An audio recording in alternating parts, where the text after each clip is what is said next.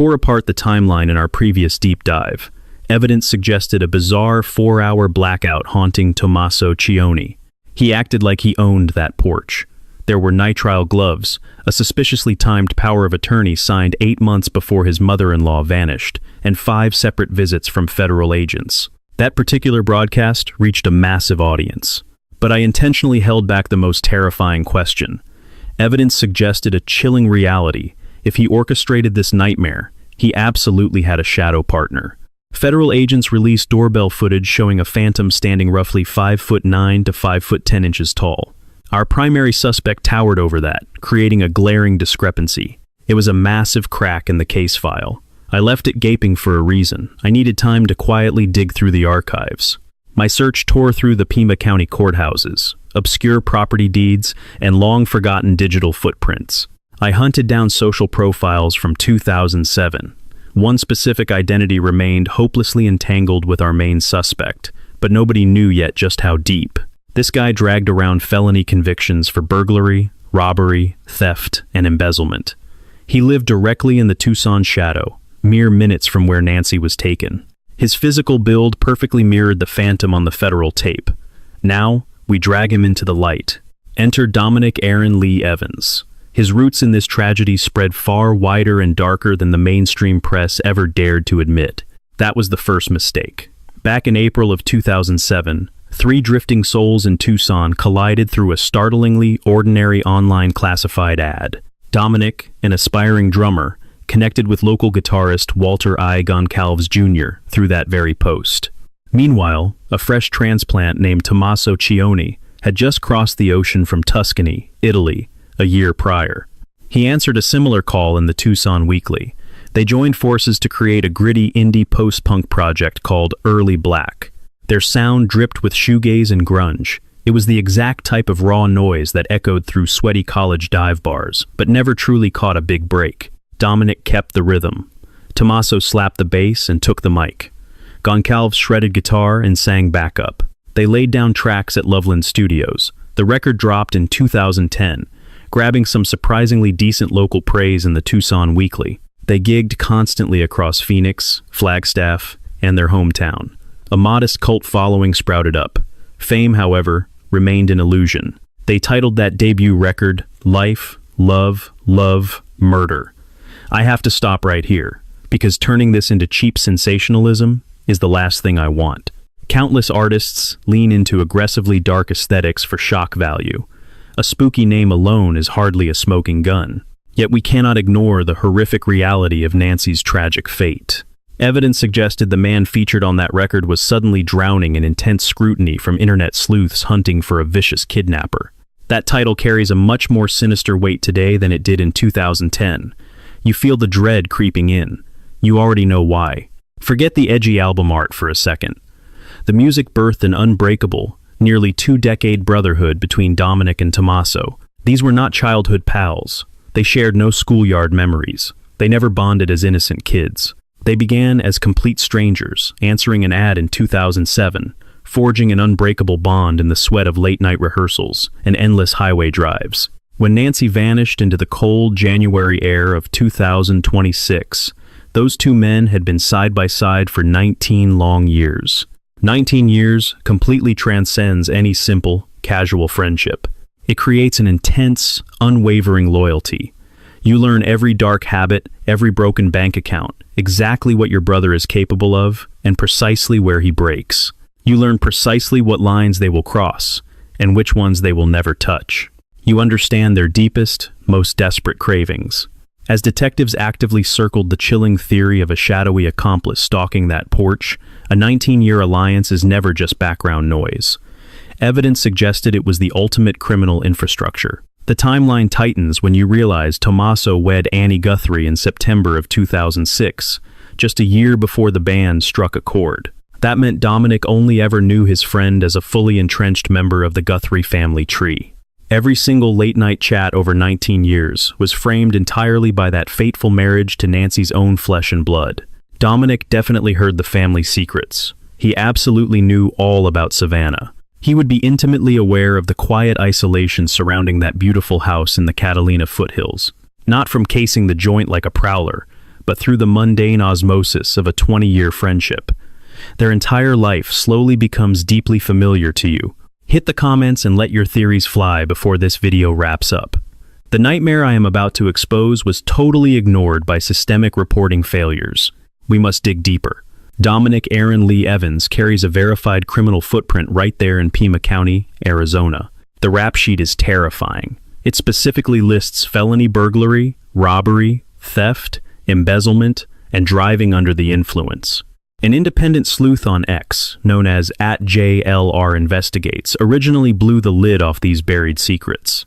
They blasted out a damning screenshot ripped straight from the official archives of the Arizona Pima County justice system.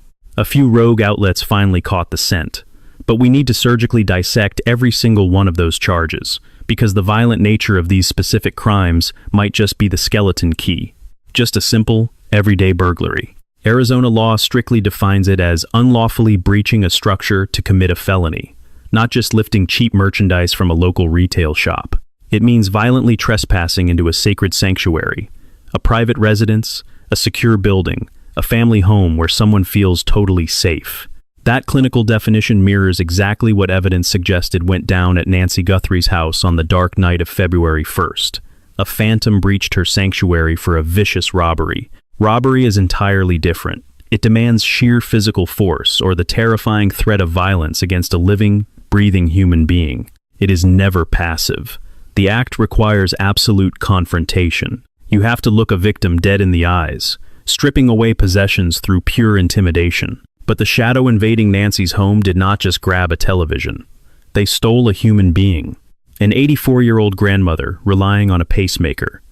Crossing that line demands a horrifying psychological threshold, brutally overpowering someone so fragile. Normal citizens simply do not possess that kind of pitch-black darkness. A convicted robber already crossed that terrifying line. Theft and embezzlement are just paper crimes. They highlight a long-term pattern of quietly stealing resources, becoming incredibly comfortable, living a total lie for years. Embezzlement thrives on deep trust. You cannot siphon funds unless the victim opened their wallet to you first. Now, picture the terrifying profile of the phantom standing on Nancy's front porch, a predator creeping inside during the suffocating dead of night. A monster who dragged a frail elder from her sanctuary in discount tactical gear, proving he knew the criminal ropes, even if he lacked true professional polish. That violent shadow does not match a 15-year biology teacher who spends weekends studying local reptiles, but it aligns flawlessly with a convicted felon boasting a history of brutal burglaries and terrifying robberies. Previously, I broke down the chilling theory that this nightmare required two distinct players, an architect and a ruthless operative. The mastermind sketches the blueprint and maps the exact floor plan. They memorize security cameras and track the grandmother's daily routine, leaving the violent execution to their heavy hitter. That is the ghost waiting on the porch, the masked intruder doing the unimaginably dirty work. Intelligence flows from the top. The operative brings the nerve. If Tomaso Chioni played the architect, then who in his trusted inner circle possessed the dark criminal past and sheer physical power? Who was hungry enough for the job? Dominic Evans violently checks every single one of those boxes. Then comes his drunk driving charge. That sounds minor, but it exposes a massive red flag about his addiction to sheer, unadulterated risk. Anyone cruising down the highway blitzed will gladly endanger innocent lives, just for their own selfish convenience. They show the world that looming prison time means absolutely nothing against their dark impulses. Criminal profiling data shows these offenders are statistically primed to chase far more dangerous, high-stakes thrills. The actual traffic violation hardly matters. It is what that reckless act whispers about a man laughing at devastating consequences. Now, let us zoom out. Look at how a filthy rap sheet perfectly fuels this terrifying accomplice theory. I asked earlier who Tomaso Chioni would realistically call to physically carry out his meticulously crafted blueprint. You do not dial up a random thug or a cinematic hitman. You recruit a guy you already trust, a partner who fully grasps the fatal stakes, a man whose moral compass shattered a long time ago, a seasoned predator comfortable lurking in the shadows where he absolutely does not belong. Every felony leaves a permanent psychological scar. Breaking and entering teaches a man to float silently through a stranger's living room. It trains your cold hands to silently pry open locked doors. It teaches you to swallow your panicked breathing, managing every floorboard creak in the suffocating pitch black. Violent robbery teaches you to dominate another human being, maintaining terrifying control through sheer force. These are never theoretical skills. These are brutally practiced instincts. Once ingrained, they live permanently in a criminal's muscle memory, like a musician flawlessly recalling a 20-year-old rhythm. Federal investigators finally revealed what the monster on Nancy's porch actually did. He slithered up under darkness. Evidence suggested he blinded the cameras, breached the walls, and trapped an 84-year-old grandmother. He physically ripped a frail elder from sanctuary. Then he vanished into the night without triggering neighbor alarms. He casually tossed key evidence along an escape route before evaporating. That was the first mistake. But nobody knew yet. This was the bloody resume of a seasoned predator who knew exactly how to breach, terrify, and take. Those actions matter. And evidence suggested those exact crimes previously haunted a Pima County court docket tied to Dominic Aaron Lee Evans. I need to draw a hard line between cold, hard facts and swirling rumors. No police department formally labeled Dominic Evans a suspect. The Federal Bureau never openly linked him to this nightmare. The local sheriff kept his name buried. Every single detail I'm showing you stems directly from public documentation, open source data, and verifiable truths. I am absolutely not claiming Dominic Evans had any direct role in Nancy Guthrie vanishing without a trace. I am merely revealing why an entire terrified city started asking questions. Federal agents described the phantom caught on Nancy Guthrie's porch camera as a male, roughly 5'9" to 5'10", with an average frame, sporting dark facial hair peeking through a menacing mask, resembling a goatee, while hauling a black 25-liter Ozark Trail hiker backpack. He also strapped on what looked like a belly band firearm holster. He wore it completely wrong over a heavy winter coat. Former Federal Bureau Supervisory Special Agent and criminal profiler Jim Clemente shared with Fox News Digital that he noticed what looked like a strange marking, perhaps a dark tattoo. It was barely visible on the suspect's right wrist in that haunting footage. Clemente noted that this ink could help detectives definitively eliminate or confirm persons of interest. He believed it could give the terrified public a vital clue, too. Once federal agents dropped these chilling visuals and details, internet sleuths quickly started matching those vague traits against individuals deep inside Tomaso Chioni's closest circle.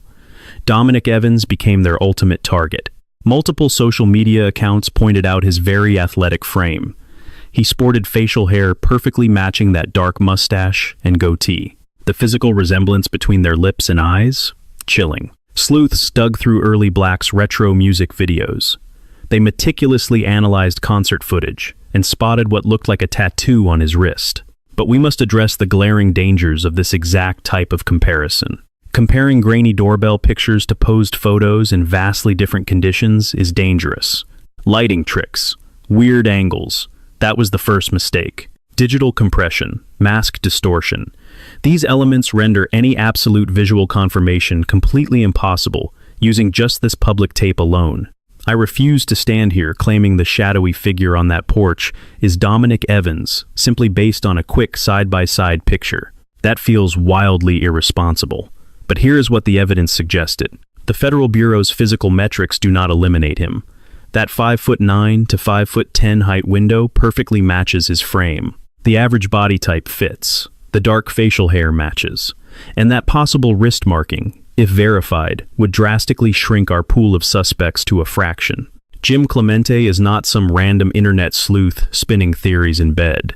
He is a former federal profiler who dedicated his life to breaking down this exact evidence.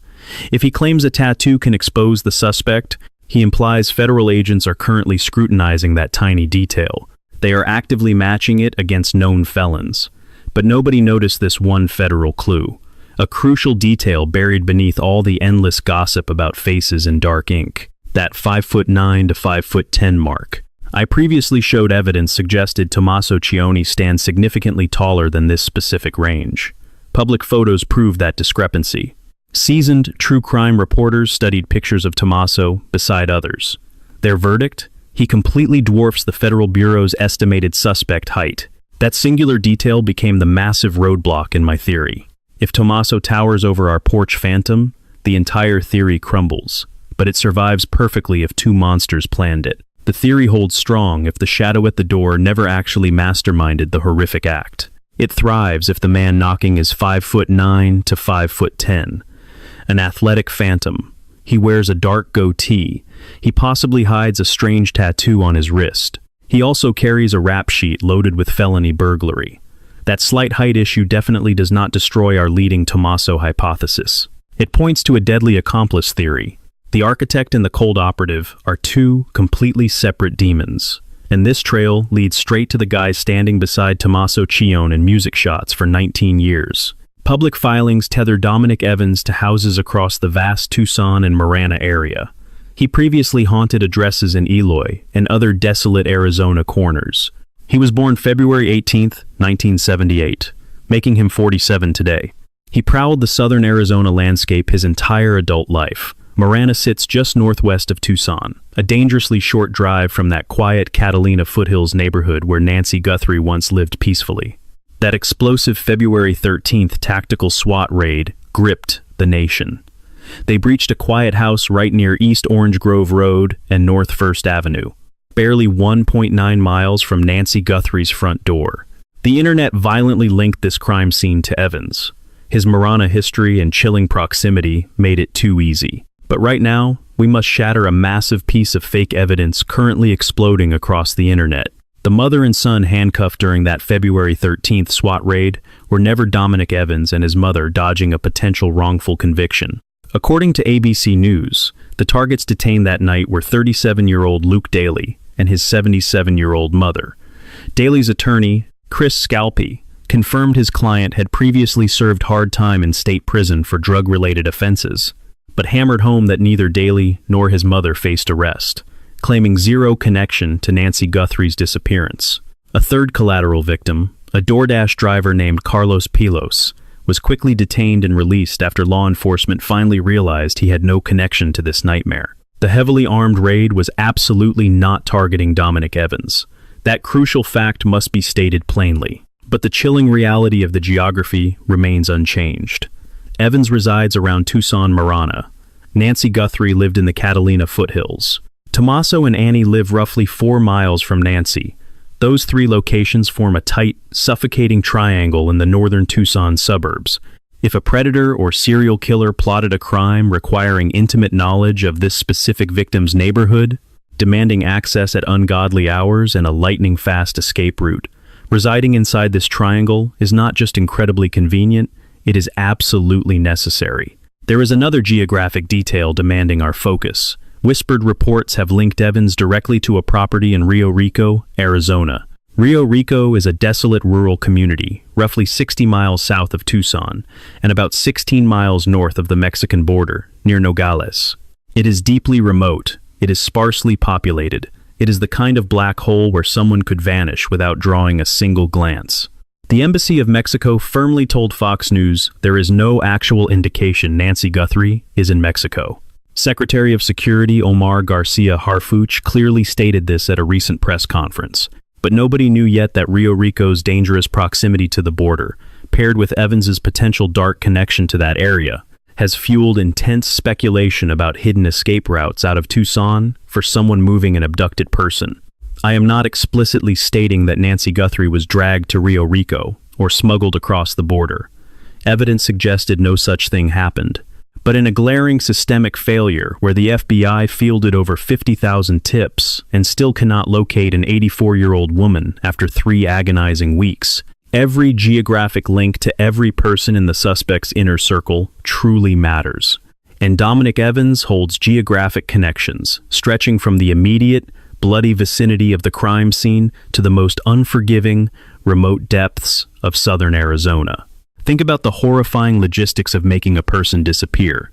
You cannot stash a victim in a suburban neighborhood where every house has a ring camera and the FBI is actively canvassing door to door. You need somewhere isolated, somewhere rural, somewhere with minimal surveillance and absolutely zero traffic. Somewhere a phantom vehicle arriving in the dead of night will never trigger a motion sensor or alert a nosy neighbor.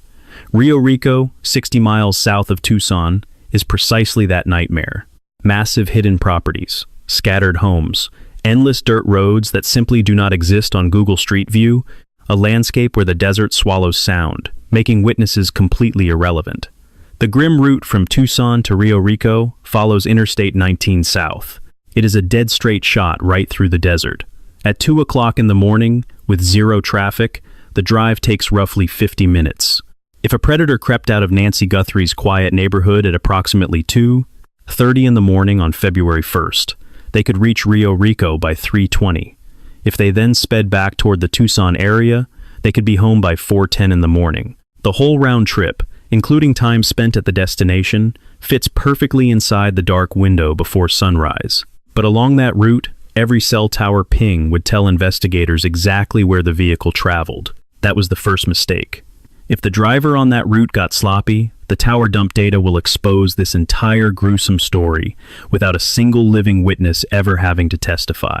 Now, I need to pivot back to something buried in that FBI footage that most people have not examined carefully enough. The door.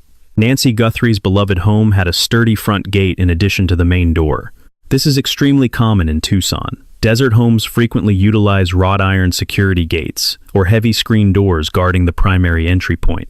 They serve as a vital secondary barrier. Yet, in that chilling FBI doorbell footage, the suspect simply approaches the front door. He reaches out and taps the camera. He then effortlessly appears to enter the home. But here is the terrifying question no one is asking loudly enough. How on earth did he bypass that gate? There is zero visible evidence, not even a trace of recovered DNA, in the carefully released footage of him forcing entry. No frantic prying, no heavy tools, no violent kicking. He just glides right through as though it was wide open, or deliberately left unlocked for him. There are two explanations for this. The first is that Sweet Nancy simply did not lock her gate that fatal night. She was 84 years old, living completely alone in a deceptively quiet neighborhood she had called home since 1985. It is highly possible she simply did not secure the outer barrier. The second explanation is that someone intentionally left it accessible for the intruder, someone who had been creeping around the house earlier that very evening, someone who knew the gate existed and knew it absolutely had to be open for their plan to work. If you accept this architect and operative framework, this terrifying detail changes everything. Tomaso Chioni left Nancy at her door somewhere between 9:30 and 9:50 that night. He swore she was safe inside, but nobody knew yet if he actually bothered to lock the iron gate behind him. Did he secure that outer perimeter properly, or did a systemic failure in basic awareness leave it wide open for a predator exactly 4 hours later? The shadow caught on camera did not struggle. They moved with chilling purpose, gliding down a path that seemed practically rolled out in red carpet for them. A master locksmith was absolutely useless if an insider had already done the heavy lifting, meaning this phantom only needed a whispered tip about an unlocked door. Then came the devastating break, as the Pima County Sheriff and the FBI officially confirmed two distinct genetic ghosts were haunting this entire investigation. The first clue was pulled from a discarded glove, tossed in a desolate ditch roughly 2 miles from Nancy's sanctuary. Federal authorities noted it was a dead ringer for the tactical gear worn by the figure lurking in the doorbell footage. But the genetic material inside belonged to a complete stranger, nowhere close to matching Nancy. It evaded her family tree entirely, bouncing right off the FBI's massive national criminal database without a single hit. The second profile was infinitely more terrifying, ripped directly from biological residue left inside the victim's own home. Authorities shipped that sample off to a highly specialized private laboratory in Florida, hoping private sector speed could outpace bureaucratic delays. That was the first mistake the intruders made, because the sheriff quickly confirmed the glove did not match the house. Two profiles, two predators, two completely different people, one reckless drop along a frantic escape route, and another sinister stain right where an 84-year-old grandmother was stolen into the night. We are absolutely no longer guessing about whether a second monster was involved. Hard biological science proved that a coordinated team bled, sweat, or shed their way through this nightmare. Former FBI negotiator Chip Massey dropped a bombshell, noting that a second kidnapper entirely upends the psychological profile. Someone had to physically control the victim, monitor her fragile health, and juggle the brutal logistics of erasing a human being from the map. Detectives pivoted hard to investigative genetic genealogy, wielding the exact same science that finally caged the Golden State Killer and Brian Kohberger. The monster himself never needed to spit in a tube, as long as a distant cousin was curious about their heritage. Analysts meticulously reconstruct sprawling family trees from tiny fragments of shared code floating in public databases. They hunt down the innocent relatives. They slowly corner the ghost. It is agonizingly slow, yet it shatters decades-old cold cases wide open, and having two sets of DNA is absolutely devastating for these suspects. A single genetic profile offers a ridiculously easy out for a defense attorney. Just blame a lone wolf in the night. But two profiles mean a pair of targets, two separate lineages to dismantle, and twice the chance that someone's aunt used 23 and me. The odds of both men escaping the sprawling net of modern ancestry sites completely vanish with every new branch added to the tree. One strand of DNA is incredibly hard to outrun. Two is a sheer mathematical guarantee that a name will eventually flash across a detective's monitor. Now imagine the absolute dread if that name traces right back to the very man who dropped Nancy off 4 hours prior, or to the guy who played drums beside him for 19 years. Every single coincidence we unraveled in the last video, and every red flag I am exposing right now, instantly stops being a coincidence. It becomes a premeditated conspiracy, and the blood will prove it.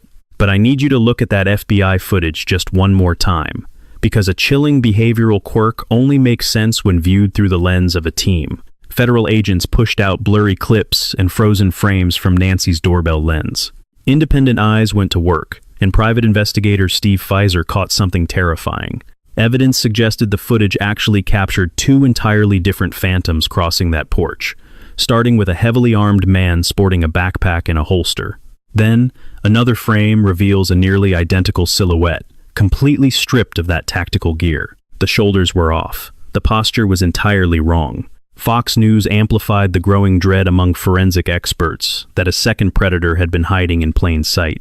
If this is accurate, and the footage caught two different men creeping on that porch, then the dual DNA discovery finally has visual confirmation. This was never one desperate man making frantic trips back and forth. This was an orchestrated strike involving multiple attackers working together, where one operative likely blinded the cameras and locked down the perimeter. The second ghost slipped through the shadows, solely responsible for entering the house and stealing Nancy away. Just sit with the sickening logistics of dragging an 84-year-old woman with a failing pacemaker out into the freezing void of the unknown. You cannot rush a frail elder. You cannot sling her over a shoulder and violently toss her into a car. A beloved victim like Nancy must be guided out of her sanctuary, marched down the concrete, and forced into a ride idling safely outside the neighborhood's spotty surveillance bubble. That agonizing process drains the clock. During that window, someone must scan the shadows. Someone absolutely has to monitor the flickering porch lights, watch for random passing headlights, or silence the sudden bark of a restless neighborhood stray. The phantom ripping her from her bed simply could not watch his own back. They needed a ghost outside. According to what Sheriff Nanos disclosed to BBC News, evidence suggested Nancy Guthrie was methodically hunted in this nightmare. She wasn't some random tragedy. A monster explicitly chose her. Striking a peaceful matriarch in her deeply quiet cul-de-sac, guarded only by dim street lamps and failing systemic infrastructure, meant you absolutely could not fake it. You do not improvise this. You stalk, you plot, you rehearse. The chilling dry run on January 23rd, blinding the digital lenses on February 1st, and snatching a highly vulnerable human being, scattering dirty clues across a frantic 2-mile stretch of black asphalt, then vanishing her without a trace for 3 agonizing weeks. But nobody knew yet that this operation was entirely too calculated for a lone wolf. Enter Dominic Evans back into the unfolding nightmare. His face and build meant absolutely nothing compared to his terrifying, highly specialized resume of destruction. A criminal holding multiple burglary convictions intimately understands how to crack open a fortress. A convicted robber wields fear to completely paralyze his innocent prey. A local breathing Tucson dust for decades has every back alley and dark desert escape permanently mapped out. A guy running alongside Tomaso Chioni for 19 long years mastered the intimate rhythms of that family. If Arizona's deeply flawed criminal justice system somehow kept his genetic blueprint stored on ice, Evidence suggested he possessed every possible incentive to slip on thick nitrile gloves and a suffocating mask before crossing that forbidden threshold. By February 9th, the narrative fractured when NewsNation's senior national correspondent Brian Anton revealed Tomaso Chioni had been a total ghost for nearly a week. Anton broke it down on the Megyn Kelly broadcast, noting Chioni was highly recognizable. That heavy beard was iconic, yet the man had utterly vaporized from his own front lawn right around the very first week of February. Total radio silence during the absolute biggest manhunt in America. His own family member was effectively erased from existence. Federal agents completely swarmed his block. News lenses tracked his porch 24/7, and he simply melted into the horrific background noise. Sure, perfectly innocent excuses exist. His defense attorney probably ordered him to hide in the bunker, away from the glaring public eye. The relentless media flashbulbs might have broken him. He could be crashing on a couch out of state. That was the first mistake. Believing the innocent excuse without measuring it against the chilling, cold-blooded reality of Dominic Evans. When two men share a rotting secret, and only one is burning under the spotlight while the other hides in the media's blind spot, dropping off the map is a tactical masterstroke. Do not flee, do not run, just completely evaporate into the ether. Starve the ravenous beast. Deny the vulture's fresh footage or twitchy body language to tear apart on prime time. Stepping outside was a massive gamble. Every snapshot invited a lethal forensic comparison. Every syllable uttered becomes a tightening legal noose. Meanwhile, as recent reports confirmed, Evans kept his mouth firmly shut, offering absolutely nothing to the rabid press. Zero televised sit-downs with hungry reporters. Zero frantic, late-night social media spirals defending his innocence. He never issued a formal denial or shed a single tear for Nancy's terrifying ordeal. In a modern era where anyone holding a smartphone can broadcast a global alibi in 30 seconds flat, his absolute, deadening quiet spoke volumes. One man refusing to speak is merely a dark curiosity, but two longtime buddies of 19 years, mutually locking their jaws while a family's matriarch remains ripped from her home, especially while drowning in the toxic fallout of a massive kidnapping probe, that felt brutally choreographed. Evidence suggested they were reading off the exact same lawyer-approved script, handed down by the identical mastermind. Say nothing, post nothing, never react, wait out the hurricane, and just pray the collected DNA evidence doesn't nail you to the wall. 23 grueling days of pure hell. Authorities finally pivoted, dragging the broken investigation into what officials officially deemed a punishing phase of traditional, boots-on-the-ground detective work. The local county sheriff's department essentially drowned under a massive tidal wave of over 55,000 panicked calls since February 1st. The federal tip line absorbed over 21,000 leads, throwing 400 exhausted agents at the collapsing wall. Blood money to finally locate her or trigger an arrest suddenly spiked to $200,000 thanks to a ghost owner.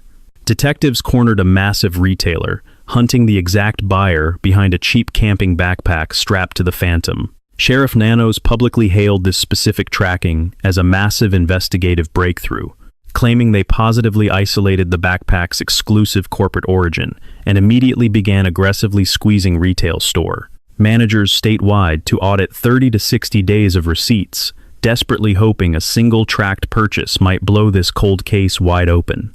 Detectives scoured the desert city, flashing surveillance screenshots of that incredibly distinct firearm sheath at every single Tucson weapons dealer. The sheriff noted this specific rig possessed remarkably rare details. Federal agents simultaneously audited 12 months of regional firearms transactions, aggressively pressing local shop proprietors with suspect names and grainy surveillance photos, hoping for a single break. They rapidly pivoted to ancestral profiling of biological evidence. Partnering with tech giants, they fought to extract hidden footage from Nancy's residential surveillance network. Furthermore, operatives deployed a specialized frequency interceptor, a tactical airborne scanner suspended from a chopper, hunting the faint pulse of Nancy's pacemaker. Online, a shattered daughter broadcasted heart-wrenching digital pleas, begging for her mother's safe release and reminding the unseen captors that redemption remained a viable choice. Yet, behind those desperate broadcasts, shadows hinted at a terrifying standstill. Insiders leaked to major news networks that the massive task force was slamming into brick walls, watching their most promising tips evaporate into absolute nothingness. That fragmented biological profile remained nameless. No extra surveillance was found. Not one getaway car was ever officially identified. Media insiders warned that authorities felt this nightmare was rapidly transitioning into a grim new reality, a deeply scaled-back operation where only a tiny, hyper-focused crew would hunt this elusive ghost indefinitely. This was the absolute limit. The next 3 weeks would dictate if this nightmare resolved immediately or decayed into a tragic, decades-long mystery. Those ancestral biology matches held the ultimate answers. A veteran federal profiler outlined the method perfectly. Independent geneticists finalize those sequences. That data hits the local precinct. Federal authorities then feed everything into CODIS. Inside a terrifyingly brief time frame, they either strike gold or fail entirely. If that federal database fails, commercial ancestry networks take control. Sprawling bloodlines, fragmented cousins, pruning endless branches until one definitive suspect finally emerges. Previously, we exposed how that deeply unsettling January 23rd reverse walking clip handed desperate detectives an entirely fresh timeline to scrutinize relentlessly. Another dark evening where the perpetrator prowled and made catastrophic errors. This hypothesis explodes in validity when assessing a coordinated two-person attack. Assuming a pair orchestrated this nightmare, regional cellular tower pings suddenly transform into a truly lethal weapon. Federal agents aren't merely hunting a singular mobile device linking the January 23rd dry run to the brutal February 1st abduction ground zero. They are actively hunting a synchronized electronic pair, a synchronized digital duo, lingering suspiciously close to one another across both pitch-black evenings. Twin footprints burning identical geographical paths during precisely mirroring midnight hours. Duplicate electronics pinging identical communication masts in exact sequential order. Evidence suggested that the January 23rd intruder was merely executing an isolated, solitary test run. However, assuming the multi-suspect framework holds true, both predators were lurking in the shadows during that terrifying initial dress rehearsal. One actively probing the perimeter, another supervising from a darkened idling sedan, tracking local police response speeds, calculating the exact heartbeat between a motion sensor activating and an animal reacting. Elite criminal staging never merely evaluates the star, it stress tests the production. But nobody knew yet that was their first fatal mistake. Sure, a mastermind easily fabricates an ironclad excuse for February 1st. The ambush is premeditated. The strategy is locked. The smart play means leaving mobile trackers behind. Acquiring untraceable wheels generates a perfect phantom footprint. Yet, January 23rd was absolutely meant to vanish completely. 0 witnesses were expected. That porch lens shouldn't have captured the reversed pedestrian. That sleeping pet was never meant to sound the terrifying alarm. Those terrified residents weren't expected to upload surveillance online. Believing their January 23rd reconnaissance was entirely bulletproof, the arrogance took over, and all countermeasures vanished. Personal devices remained powered on. They utilized their own vehicles. Electronic breadcrumbs cascaded across regional networks effortlessly. Now, those massive digital trails wait quietly inside corporate servers belonging to every major broadband provider towering over the sprawling northern desert landscape. Should federal cyber units execute a signal sweep from January 23rd, cross-referencing coordinates against the February 1st abduction timeline, finding a matched pair bleeding through both distinct grids, mobile devices legally bound to a pair of closely associated accomplices, suspects sharing the exact neighborhood, harboring a confirmed 19-year personal history, the mystery violently slams shut. Yet, throughout this manhunt, several sinister extortion demands continuously infiltrated major journalism hubs under their noses. Celebrity tabloids intercepted the terrifying opening letters spanning early February, ruthlessly extorting a staggering, multi-million-dollar cryptocurrency fortune. The document provided a digital banking destination. Another threat surfaced, followed by a third, and finally, a fourth. Arriving February 16th, the final dispatch featured chilling claims. The author insisted witnessing something horrific exactly 5 days prior, just south of the international borderline. They alleged vicious intimidation forced their silence, confidently identifying the predator while confirming the mother was absolutely the intended target. Elite true crime reporters, veteran behavioral analysts, and specialized hostage negotiators meticulously dissected every syllable of those letters. One analyst highlighted a bizarre stipulation.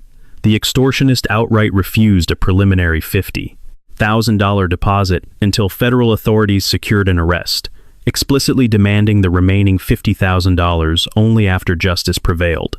The tipster claimed they were gambling with their life, begging for a shot at freedom. Evidence suggested to Levan that this informant stood dangerously near the inferno, terrified of going down with the ship.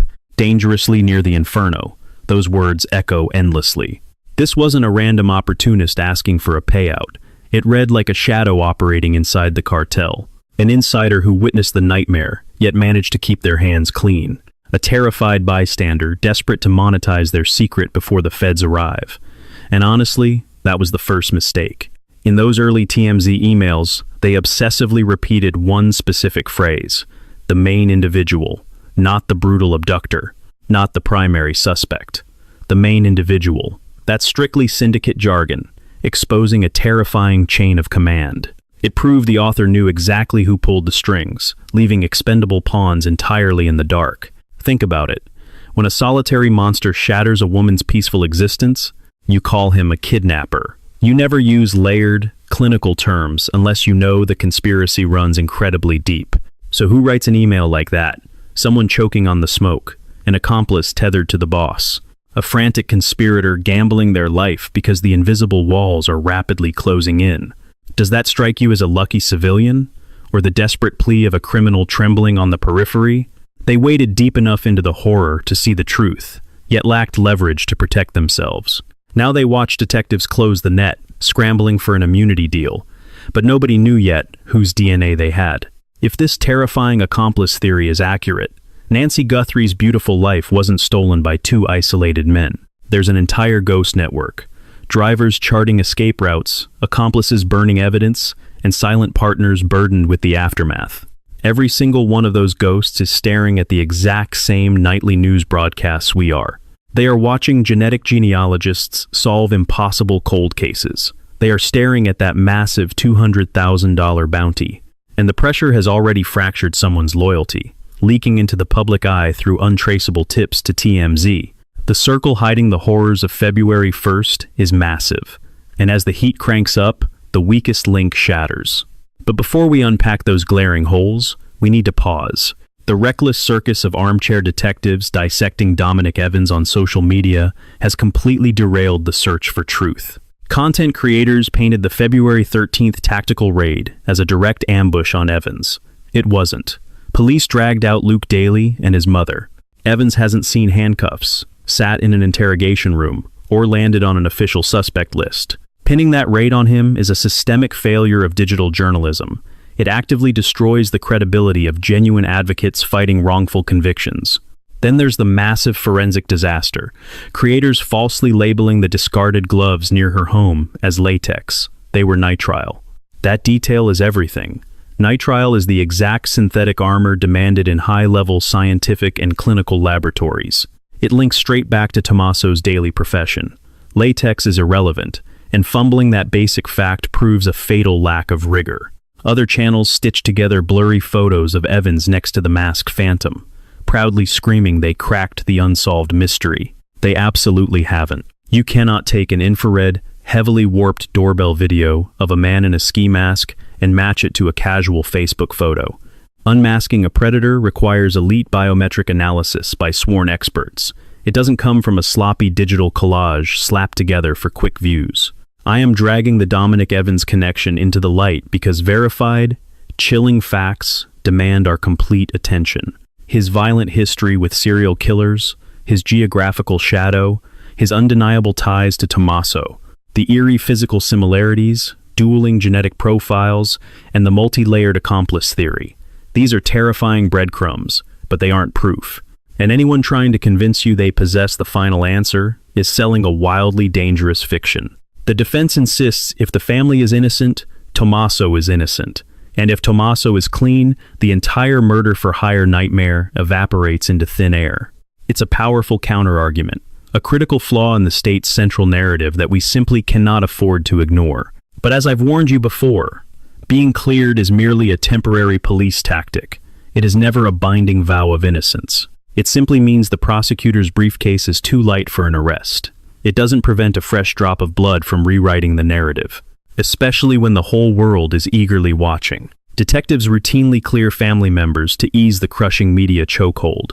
They pray the real mastermind finally exhales and makes one fatal misstep. Yet, there remains a lingering, uncomfortable possibility that Dominic Evans is just a ghost in this machine. Perhaps his dark history is buried in the past.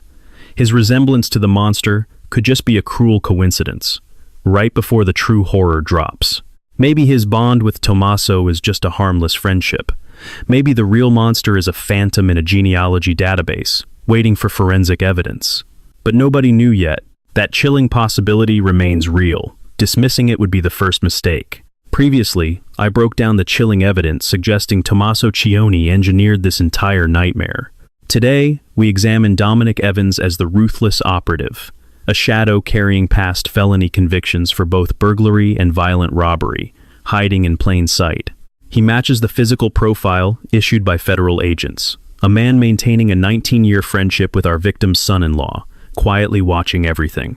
He lived in the immediate neighborhood, a musician whose band released an unsettling debut album, cryptically titled Life, Love, Love, Murder. But I need to leave you with an unsettling truth that the mainstream media refuses to say out loud. The Dominic Evans angle matters for different reasons. It is never just about his face, a faded wrist tattoo, or obsessive side-by-side comparisons online. It is because he solves the impossible, the single biggest, most terrifying flaw hiding within the Tomaso Chioni theory. Previously, the strongest pushback centered around height. Tomaso was simply too tall to be the mysterious shadow standing on that dark porch. If true, the entire theory should crumble. But it survives, entirely because of the terrifying emergence of Dominic Evans. A shadow boasting the exact height, the right build, a criminal background, and terrifying proximity. He held a direct tie to the person who dropped Nancy Guthrie off 4 hours before she vanished. Erase Dominic Evans, and the Tomaso theory bleeds out. Add him back, and the flaws disappear. Evidence suggested it is not absolute proof, but it forms a chilling framework. Detectives use these grim frameworks to organize evidence, waiting patiently until the horrible truth finally speaks. The DNA will speak, the genealogy will testify, the cell tower data will scream. When they do, this framework will either hold firm or violently shatter. Let one more detail sink in. The official reward just skyrocketed to $200,000. That money is not just for strangers. It is calculated bait for absolutely anyone hiding the dark truth. If a quiet circle knows what happened on the cold night of January 31st, $200,000 will test their loyalty. It destroys friendships. It threatens the bond between two men who met via a 2007 classified ad, playing dark music together for nearly 2 decades. Massive wealth has a dark way of making desperate people reconsider their terrified silence, especially when the alternative is a genetic match leading federal agents straight to their front door.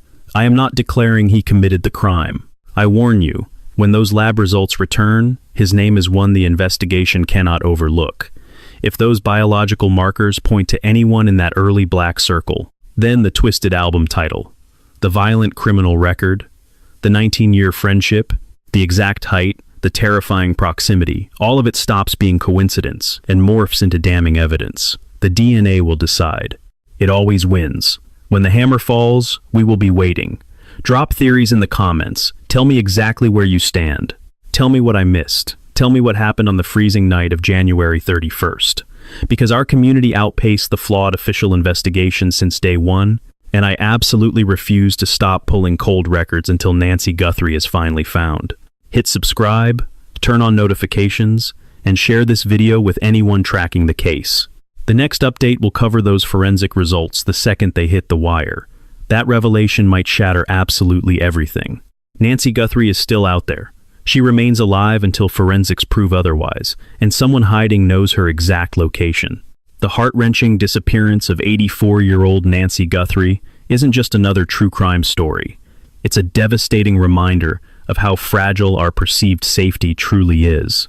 We often convince ourselves that quiet neighborhoods, dim street lamps, and sturdy doors are enough to keep the darkness at bay. But this ongoing tragedy teaches us a terrifying truth.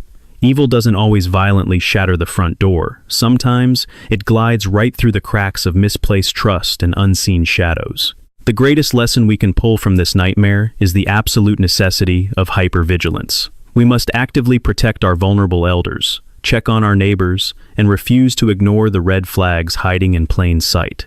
Furthermore, it proves the undeniable, raw power of community. When traditional systems face brick walls, it is the collective, relentless voice of ordinary people, demanding accountability that keeps the search alive. The truth, whether buried in digital footprints or microscopic DNA, will eventually scream into the light. Thank you for standing with me and refusing to let Nancy's story fade into the background.